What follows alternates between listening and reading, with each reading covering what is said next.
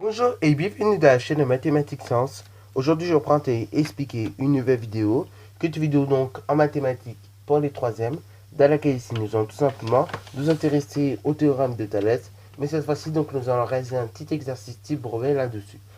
Alors donc, le but de cet exercice est de prévoir une longueur, comme le titre nous l'indique, et donc nous allons devoir ici tout simplement calculer la longueur réelle d'un parcours. Alors, on dit que des élèves participent à une course et qu'avant l'épreuve, un plan leur a été remis. Il est représenté donc par la figure ci-dessous que vous voyez en fait. Et donc, on peut y convenir pas mal de choses. Alors donc, voici les données qu'on convient. On conviendra tout simplement que les droites AE et BD se coupent en C. Donc les droites AE que vous voyez là et les droites BD se coupent en C. Et puis on pourra convenir également que les droites AB et DE sont parallèles. Donc ces droites-là. Donc calculons la longueur réelle en fait du parcours ABCDE. Ok, donc ce parcours-là en fait qui est représenté par un segment rouge. Donc je vous laisse mettre la vidéo en pause pour tout simplement exercer votre démarche scientifique, donner des idées, des hypothèses en fait, tout simplement effectuer vos calculs. Alors là c'est pareil, je vous dis tout de suite et je me le répète encore une fois, hein, mais c'est comme ça je pense jusqu'à pas mal d'années en fait, parce que j'ai moins de temps de le faire tout simplement. Mais donc je vous le répète à nouveau, maintenant qu'il n'y a plus d'exercices classiques en fait, des vidéos d'exercices classiques, je vous conseille vraiment, à chaque fois que vous avez un exemple, à chaque fois je vous propose des petites vidéos comme ça, vraiment de mettre la vidéo en pause et d'exercer tout simplement votre esprit. Comme ça, au moins, vous allez pouvoir essayer de comprendre quelque chose. Parce que oui, le but, c'est de comprendre les choses, mais le but aussi, c'est d'appliquer. Donc c'est bien aussi que vous mettez la vidéo en pause de temps en temps et que vous fassiez les exercices. Parce que oui, je ne suis pas forcément au même niveau que tout le monde, hein. Voilà, qu'on soit d'accord. Donc du coup, ça se peut, il y a certains chapitres que je fais trop tard. Donc c'est bien de s'entraîner justement dessus. Alors du coup, première chose, moi je suis un petit peu comme ça, après chacun est un petit peu comme il veut, mais perso, je suis un petit peu comme ça. C'est-à-dire, j'aime bien m'approprier vraiment à moi-même l'exercice. Donc pour m'approprier à moi-même l'exercice, même si la figure à main levée est déjà représentée, il va falloir quand même que je la représente sur feuille là. Comme ça, je vais encore mieux voir l'énoncé. Et comme ça m'évitera de retourner à chaque fois au sujet. Donc, si vous êtes un petit peu comme moi, vous aimez bien vous approprier les choses et que ça vous aide de faire ça, et là c'est pareil. Le meilleur conseil que je puisse vous donner à ce moment-là, c'est de reproduire la figure à main levée, ok? Alors oui, reproduisez pas ça en vraie longueur, sinon ça va vous prendre trop de temps. Mais reproduisez au moins la figure à main levée, comme ça, vous allez au moins voir un petit peu à quoi ça ressemble. Voilà, donc là j'ai reproduit la figure très rapidement. Donc j'indique le codage et les mesures. Donc ici, la longueur AC fait 400 mètres. Après, j'indique que la longueur AB fait 300 mètres. La longueur ici, CE fait 1000 mètres. Et après, le reste, je ne connais pas. Donc, je peux éventuellement y mettre des points d'interrogation. Alors, une fois que c'est fait, et maintenant, on va tout simplement rédiger la solution de l'exercice. Alors, ici, on va faire ça en deux parties. Vous voyez bien qu'ici, en fait, on a un triangle rectangle. Donc, triangle rectangle en A. Donc, du coup, on pourrait éventuellement utiliser le théorème de Pythagore dans le triangle ABC afin de calculer déjà la longueur BC. Une fois que la longueur BC sera déterminée, nous pourrons déterminer cette longueur plus facilement. Parce que oui, on pourrait très bien aussi utiliser le théorème de Thalès, mais ça serait trop compliqué. Et je vous le dis, ce serait trop compliqué de déterminer trois longueurs avec le théorème de Thalès comme ça. Parce que voilà, il nous manquerait certainement pas mal de données. Donc du coup, là c'est pareil, je vous conseille vraiment de bien analyser la figure et d'utiliser le théorème de Pythagore en premier. Comme ça, une fois que la longueur BC sera déterminée, nous n'aurons plus que deux autres longueurs à déterminer et ce sera plus facile. Il suffira d'utiliser un bon vieux produit en croix et ça ira beaucoup plus vite. Parce que là, le risque que vous prenez si vous utilisez Thalès d'abord, en fait, c'est de vous retrouver avec un quotient où vous ne connaissez rien du tout. Et à ce niveau-là, donc en troisième, nous ne sommes pas capables encore de déterminer deux inconnus entre guillemets, ok? Parce que oui, un quotient on ne connaît rien du tout, bien évidemment, je précise, c'est un quotient où au numérateur il n'y a rien et au dénominateur on ne connaît pas non plus. Donc en gros on aurait deux inconnus. Et à ce niveau-là, en troisième, on n'est pas capable de résoudre des équations comme ça avec double inconnu.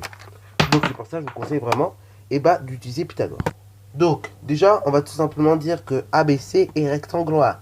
Donc d'après le théorème de Pythagore, on a Donc ABC est rectangle, donc d'après le théorème de Pythagore, on met l'égalité par la suite. Donc on a le plus grand côté, c'est-à-dire l'hypoténuse au carré, donc ici BC au carré, qui est égal à AB carré, plus tout simplement AC carré. Soit, une fois que nous avons fait ça, on remplace. Bah BC, je ne connais pas, donc je laisse BC carré. AB carré, bah ici, ça correspondrait à 300 au carré. Et puis, tout simplement, AC carré, ça correspondrait à 400 carré. Du coup, ça donne que BC carré est égal à 300 carré. Donc 300 carré, c'est comme 300 fois 3, 900. Et après, bah, vous remultipliez par 10, ça fait 9000. Et vous remultipliez par 10, 90 000. Et pour 400 carré, on fait de même. Hein. 400 carré, c'est comme 400 fois 4. Donc 400 fois 4, 1600. Et après, vous rajoutez 2 zéros derrière. Ou bien, en fait, comme je fais tout à l'heure, vous obtenez normalement 160 000. Ce qui donne donc que BC carré est égal donc 90 000 plus 160 000, 250 000. Oui, parce qu'on a 9 plus 16, 9 et 16, 25, donc 250 000. Donc là, c'est BC au carré que nous avons. Or, nous voulons BC. Donc, on va tout simplement dire que BC est une longueur. Donc, il est positif, ok? Alors, pourquoi on le met là? Parce que vous allez comprendre tout de suite pourquoi on va. Donc, BC étant une longueur, il est positif. Et pourquoi on indique ça maintenant? Parce qu'en fait, nous avons BC au carré. Et on voudrait connaître la longueur BC tout court, en fait, ok? On ne veut pas connaître BC au carré, mais BC tout court. Donc, pour passer du carré à la valeur normale, classique, eh ben, il faudrait faire racine carrée.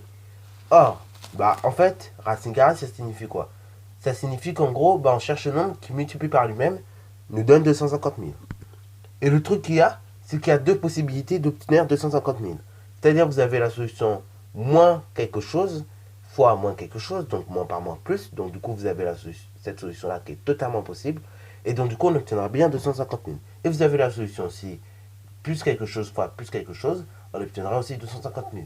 Donc là, c'est pour ça qu'il est important de préciser que BC est une longueur, donc il est positif. Je vous assure, vous faites sans brevet, vous précisez que tout simplement BC étant une longueur, il est positif, vous allez gagner des points, vous allez vous ramasser beaucoup de points, ok? Alors malheureusement, bon, on ne peut pas ramasser beaucoup, enfin, on ne peut pas vous mettre des points bonus, mais encore une fois, si vous mettez ça, je vous assure, votre correcteur va, enfin, il y a des chances qu'il vous valorise, ok? Voilà, voilà. Donc du coup, maintenant que nous avons fait ça, et ben on va tout simplement calculer BC. Donc pour calculer BC, comme on vient de le dire, on fait racine carrée de 250 000. Donc racine carrée de 250 000, c'est égal donc à 500. Donc ici, BC fait 500 mètres. Ok? Alors, ce que l'on peut faire éventuellement ici, donc je vous déconseille pareil d'être trop sûr de vous et d'indiquer votre longueur 500 mètres que vous avez trouvé ici. C'est déconseillé. Par contre, ce que je peux vous conseiller en revanche, c'est tout simplement d'encadrer le résultat. C'est plus sûr, on va dire, ok? Voilà, parce qu'il faut quand même, enfin, il faut être honnête avec soi-même, il faut être honnête aussi avec le correcteur qui va vous prendre, il faut que le correcteur arrive à dire la correction. Donc si vous mettez déjà 500, pour lui ça va pas, ok? Ou sinon, ce que vous pouvez faire, vous reproduisez la même figure, mais avec les nouvelles données, ok? Bon, personnellement, je préfère justement encadrer le résultat, c'est beaucoup mieux, ok? Donc, deuxième étape, utilisation du théorème de Thalès pour déterminer les longueurs manquantes. Donc, seconde partie, utilisation du théorème de Thalès pour déterminer les autres longueurs. Donc là, je rappelle, les conditions d'application du théorème de Thalès sont les suivantes. C'est-à-dire, il faut que vous ayez deux droites séquentes qui se coupent en un seul point. Et que les deux droites, enfin que deux droites soient parallèles, ok?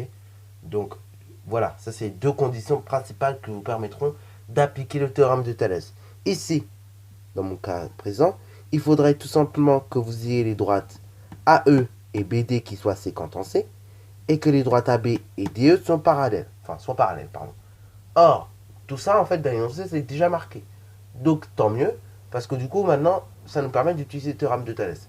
Donc, même si c'est déjà marqué dans l'énoncé, on répète. On dit tout simplement que les droites AB et DE sont séquentes en C, et que justement les droites AB et DE sont parallèles. AE et BD sont séquentes en C, et vous avez également donc la droite AB qui est parallèle à la droite DE. Une fois que c'est fait, eh ben on peut appliquer le théorème de Thalès. Donc, d'après le théorème de Thalès, on regarde la figure. Donc là, on regarde bien les points tout simplement. et on reste attentif. Parce que là, il y en a beaucoup là, à cette étape-là, ils vont se tromper. Donc pour ça, il faut rester attentif. Donc, on prend le point où les deux droites se coupent. Donc ici, c'est le point C. Après, bah, on peut aller à droite, on peut aller à gauche, on peut aller en haut, on peut aller en bas. Donc moi, je vais aller en haut, à gauche, ok. Donc du coup, je vais partir du point C, je vais aller vers le point A. Donc du coup, j'obtiens CA sur, attention, là, on est en configuration papillon. Vous devez rester toujours sur la même droite. Donc là, bah, du coup, la droite, c'est AE, en fait. On est allé sur la droite AE. Donc du coup, on a pris le point A de la droite AE. Bon, maintenant, on va prendre le point E. Donc du coup, ça nous donne AC, ou CA, sur CE. Voilà. Et là, de même, j'ai démarré à gauche. Donc je vais terminer à gauche. Donc du coup, on va prendre pareil, et bah, le point C, et on va descendre en B. Donc ça donne CB. Sur CD, ce qui est égal donc à AB, sur DE. Vous voyez bien qu'à chaque fois, quand je repars du point C, en fait, je repars toujours dans le même sens. Ok. Donc pour les parallèles, le dernier rapport, je vais toujours partir dans le même sens, c'est-à-dire à gauche. De même, et bah après, je finirai toujours dans le même côté, c'est-à-dire à droite. Alors du coup, d'après le théorème de Thalès, on a l'égalité entre les trois rapports. Donc du coup, on remplace. Soit, donc CA, on vient de le calculer, enfin, on l'avait déjà, il fait 400. CE, donc la longueur CE, est-ce qu'on la connaît? Et bah, elle fait 1000. Donc ça fait 400 sur 1000. Après, est-ce que nous connaissons CB? Donc CB, bah, voyons qu'est-ce qu'il fait. CB, bah, on vient de le calculer précédemment, il fait 500. 500 sur CD. Donc CD, est-ce qu'on le connaît? Non, on ne connaît pas. Donc on laisse CD. Alors vous voyez l'intérêt justement d'avoir calculé la longueur BC ou bien la longueur CB. Parce qu'en réalité, si on n'aurait pas trouvé nos 500 mètres et qu'on aurait directement mis le théorème de Thalès, on aurait eu du mal à tout simplement déterminer la longueur CB et CD avec ce théorème-là, puisqu'on aurait dû se confronter à résoudre une équation à double inconnu. Et en troisième, je vous le dis, on ne sait pas encore résoudre à ce stade-là des équations à double inconnu. Donc ne prenez pas de risque, c'est ce que je veux dire par là. Alors, après, la longueur AB, elle fait 300. Sur la longueur DE, donc la longueur DE, eh ben on ne la connaît pas, ok? Donc, on met DE. Donc, du coup, dans un premier temps, on va calculer CD, donc calcul de CD, et après, on calculera la longueur DE. Donc, calcul de CD. Donc, pour calculer CD, eh ben on va faire un bon vieux produit en croix. Donc, on va écrire que 500 sur CD, c'est égal donc à 400 sur 1000. Donc du coup, si on recherche CD, on fera tout simplement un bon vieux produit en croix. Donc on fera multiplication de diagonale et on va diviser. Ok. Donc du coup, c'est-à-dire on fera 500 fois 1000 divisé par 400. Voilà. Une fois que c'est fait, et ben après on peut simplifier. Alors attention, quand vous simplifiez comme ça, il faut bien barrer le même nombre de zéros au numérateur et au dénominateur. Parce qu'il y en a beaucoup là, ils vont se faire avoir sinon, dans les calculs. Donc du coup, on va simplifier les deux zéros du 500 avec les deux zéros du 400. Et donc du coup, on obtiendra 5 divisé par 4, 1,25 fois 1000, 1250. Donc CD est égal à 1250 mètres. Voilà. Donc ça, c'est la longueur CD. Une fois qu'on a calculé CD, et ben on va calculer DE. Donc le calcul de DE, je propose qu'on le fasse sur le côté gauche. Comme ça, on va économiser un petit peu la place. Donc calcul de DE, on va pas se prendre la tête. Produit en croix. Donc on va écrire que 300 sur DE, c'est égal à 400 sur 1000. Alors là, vous voyez ce que j'ai fait quand je voulais calculer la longueur DE, c'est que je n'ai pas réutilisé en fait le quotient dont je viens de déterminer à peine le résultat. C'est-à-dire le quotient 500 sur 1250. Pourquoi? Parce qu'en fait, imaginons 1250, c'était un résultat erroné.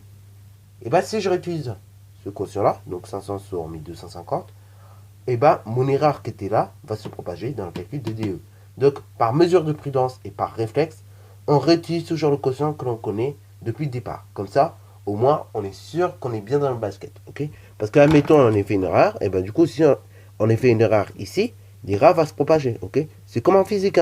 Physique, si vous faites une erreur quelque part dans un calcul, l'erreur va se propager après dans la seconde question. Okay. Donc très très important vraiment de faire attention à tout ça. Donc du coup, calcul des DE, pour calculer DE, on va tout simplement faire un produit en croix. Donc on fera 1000 fois 300 divisé par 400, ok? Multiplication de la diagonale et on divise. Donc 1000 fois 300 divisé par 400. Alors là, pareil, attention, si vous voulez simplifier avec les zéros, vous simplifiez bien le nombre de zéros au numérateur et au dénominateur, sinon vous allez vous faire avoir encore une fois. Donc du coup, on va simplifier les 2 zéros du 300 avec les 2 zéros du 400. Et c'est fini, ça s'arrête là. Donc du coup, on obtiendra 3 quarts. 3 quarts, 0,75. 0,75 fois 1000, 750, ok? Donc la longueur DE, ici, fait 750 mètres. Alors là, c'est pareil. Ce que vous pouvez faire, vous regardez. Est-ce que 750, c'est bien plus grand que nos 300 de départ? Là, on voit bien que c'est bien plus grand, donc c'est bon, ça paraît cohérent. Ok? Alors, en réalité, si vous réfléchissez un petit peu, donc j'en reparlerai un petit peu plus tard, dans un certain moment, enfin, plus tard dans l'année. Mais en fait, à chaque fois, si vous faites 400 divisé par 1000, 300 sur 750 ou 500 sur 1250, vous allez obtenir un même nombre. Ce nombre-là, en fait, ça s'appelle un coefficient. Et ce coefficient-là, c'est un coefficient de réduction. C'est-à-dire que c'est le coefficient, en fait, qui a entre, tout simplement, les mesures du triangle, entre les mesures du triangle CDE et les mesures du triangle ABC, ok? Donc, en fait, c'est un coefficient de réduction qui permet de passer de CDE à ABC. Donc voilà, petit moyen de vérifier, vous faites à chaque fois les trois quotients, vous vérifiez bien que vous avez raison, et puis comme ça, au moins vous êtes sûr que vous avez raison. Si vous êtes les mêmes nombres, c'est bon, si vous êtes un nombre différent, ça marche pas. Donc troisième partie de l'exercice, maintenant, il ne reste plus qu'à calculer le trajet, ok? Alors là, maintenant, il faut savoir, c'est là, il ne faut pas trop se faire avoir, et essayer de comprendre quand même l'énoncé. Donc, alors, je vais mettre en couleur quelques éléments. Voilà, en fait, on cherche à savoir combien fait la ligne verte là que je viens d'indiquer. Donc pour cela, on va additionner toutes les longueurs qui y sont, ok? Donc on va additionner 300 avec la longueur BC, avec la longueur CD et avec la longueur DE. C'est parti mon client. Alors là, petite méthode, si vous n'avez pas trop utilisé vos calculatrices, donc écoutez bien ce que nous allons faire. On va regrouper 1250 avec 750, ça fait donc 2000. 300 et 500, 800. Et après, on est capable, nous en troisième, de calculer 800 plus 2000, c'est-à-dire ici, la longueur du parcours vaut 2800 mètres, ce qui veut dire donc que ça fait 2,8 km. Voilà. Alors du coup, le parcours fait 2800 mètres, soit 2,8 km de longueur. Sur ce, la vidéo est terminée. Si ça t'a plu, n'hésite surtout pas à la liker, commenter et bonne reste à toi en mathématiques et en sciences.